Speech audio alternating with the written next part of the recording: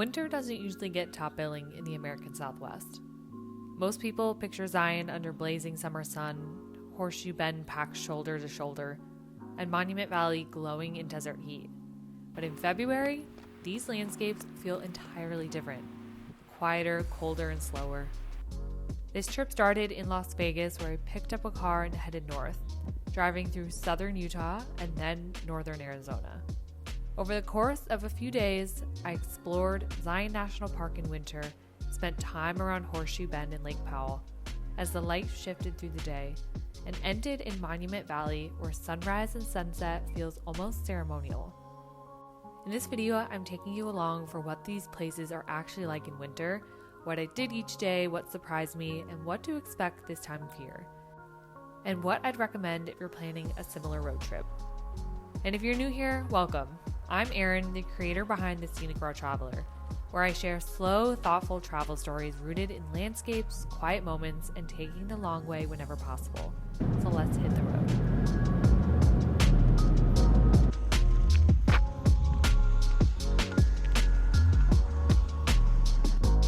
Zion was my first stop after flying into Las Vegas and picking up a car. The drive alone is part of the experience. You leave the city behind pretty quickly, and the landscape gradually opens up before the canyon walls finally come into view.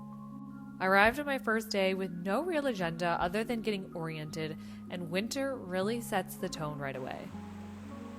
There's no pressure to beat the heat or race against crowds. Everything feels a little calmer. After I dropped my bags off at my hotel, I spent most of that afternoon just exploring around the canyon floor. This is one of the best ways to experience Zion in winter. The trails are quieter, the shuttle lines are short, and you can actually stop and look around without feeling rushed. One of the first things I noticed was how different the light feels. The sun sits lower in the sky, so shadows stretch across the canyon walls, and the red rock feels deeper and more textured. One of my winter tips: layers are essential. The mornings are very cold, especially in the shade. But once the sun hits the canyon, it warms up fast. Gloves and hat made a difference early on in the day.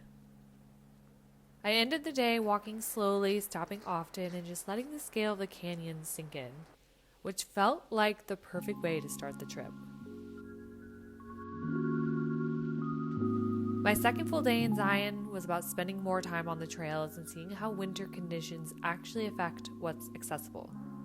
One thing to know about Zion in winter is that conditions can vary a lot depending on the sun exposure. Shaded sections can stay icy for days, while sunny areas feel completely dry. Because of that, traction can be really helpful, especially if there's been some recent snowfall. I stuck mostly to lower elevation trails and river sidewalks, not because winter makes Zion inaccessible, but because those routes are especially peaceful this time of year. With fewer people around, the sound of the Virgin River becomes constant, and it adds to the calm atmosphere of the canyon. Winter also changes your pacing. Instead of focusing on distance or elevation, I found myself stopping very often, watching how snow clings to edges, noticing frost on branches, and paying attention to how quiet the park feels compared to peak season. So things to expect in winter. Some higher elevation hikes may be icy or just temporarily closed depending on the weather. Flexibility is key. Winter in Zion is less about conquering the biggest hikes or more about adapting to conditions and letting the landscapes kind of guide your day. By midday, the canyon warmed up enough that it felt comfortable to linger, sitting on some of the benches, just watching the light shift across the cliffs, and taking in views without distraction. This is easily one of my favorite parts of being here in winter. On my final day in Zion, I leaned even more into those slow moments. Winter mornings are very cold, and they're also incredibly peaceful. The park feels like it hasn't fully woken up yet. I spent the morning revisiting favorite spots from earlier in the trip, walking shorter sections of the trail and taking my time with my photography. Winter light is softer and a bit more forgiving, which it makes especially rewarding for those landscape shots. So some things to bring in winter: traction devices if there's snow, waterproof boots, layers you can easily remove, and more water than you'll think you'll need. That cold weather makes it easy to forget to hydrate. If I were to do this trip again, I'd plan even fewer must-do hikes and leave more for wandering. Zion in the winter really rewards those present moments more than productivity. By the time I left the park, it felt like I'd experienced a side of Zion that most people miss. Not because it's hidden, but because it requires slowing down enough to notice it. I was on the road and leaving Zion National Park in the rearview window. On the drive toward Page, Arizona, I made a quick stop at the Toadstool Hoodoos Trail. It's a super short, easy hike and completely different from Zion. It has mushroom-shaped rock formations scattered across an open desert landscape. It's one of those great ways to help break up the drive, especially if you want something quick that feels a bit unique. I finally reached Horseshoe Bend in late afternoon and stayed as the light began to soften. Winter changes the experience here dramatically. Without the summer heat and crowds, it feels less like a quick photo stop and more like a place you can actually sit and take it in. I spent time watching the Colorado River curve through the canyons as the sky dipped lower and the colors slowly shifted. My winter note: the walk out to the overlook can be very cold and windy, especially near sunset, so those extra layers are going to be worth it.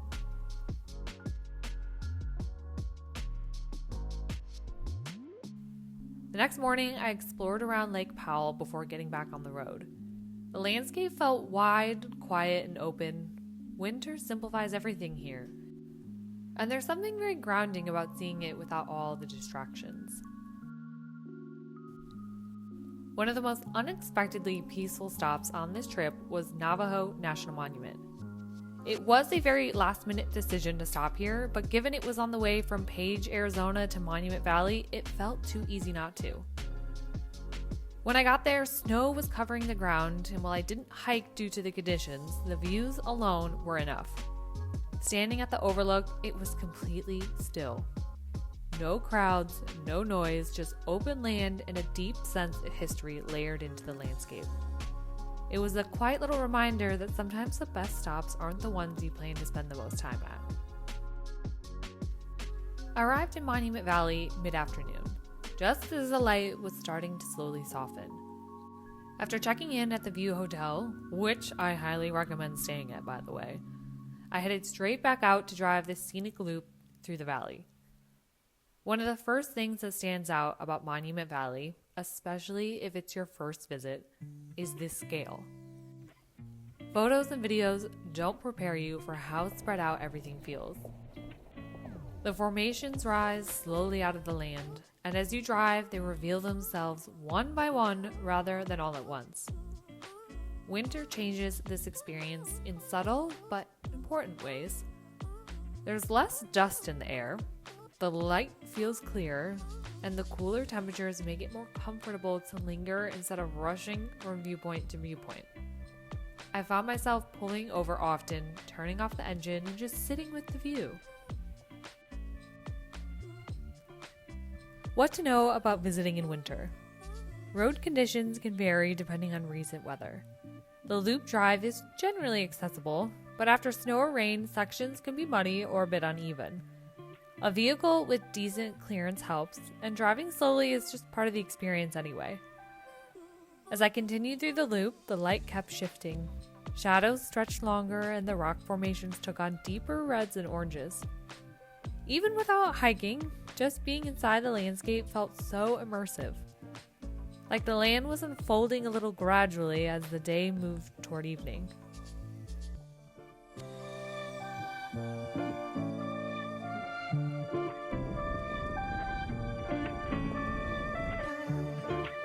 And once I was done with the loop, and as sunset was approaching, I made my way to Forrest Gump Point, the long, straight stretch of road that leads directly toward the iconic Mittens.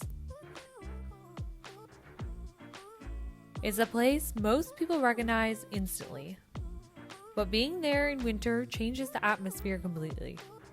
There were fewer and fewer cars pulling over, Less noise and more space to stand back and just take it in without feeling rushed.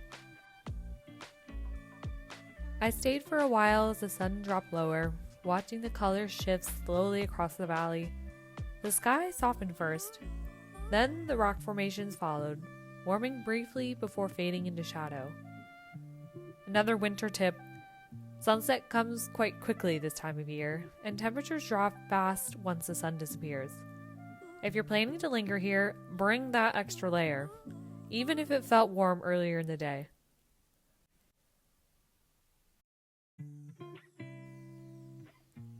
The next morning, I woke up early to watch sunrise over Monument Valley. And if there's one thing I would recommend prioritizing here, it is this.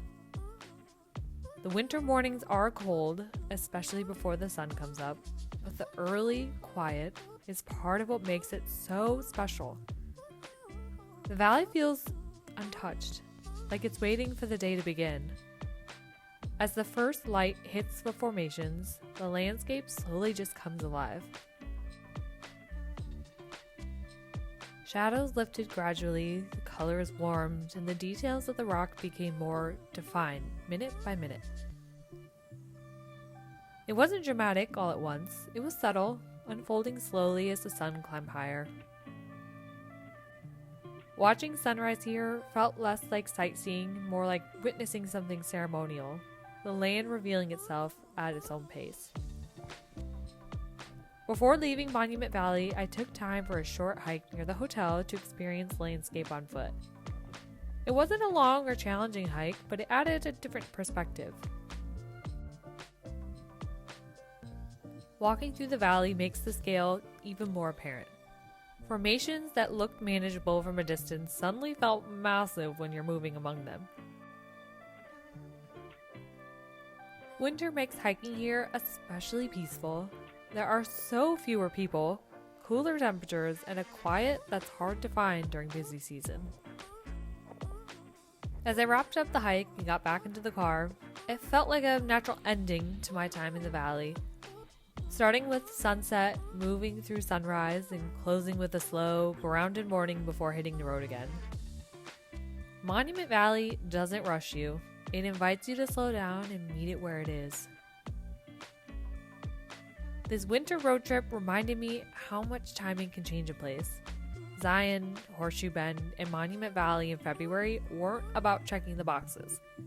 They were about space, stillness, and experiencing iconic landscapes from a quieter perspective. If you're planning a winter visit or just dreaming about future travels, I hope this gave you a clear sense of what this season offers. Thanks for watching, and happy travels.